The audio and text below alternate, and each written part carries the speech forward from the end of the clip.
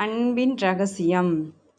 அன்பின் இரகசியம் யாது எனில், அன்பை அறிந்து அன்பு காட்டுவர் உண்டோ?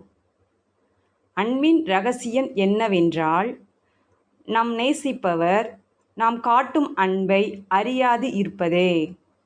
ஏனெனில், நம்மை விட அதிகமாக நேசிக்கும் உறவை தேடுகின்றனர். அன்பின் அருமையை தொலைத்த பின்னே அறிவர்.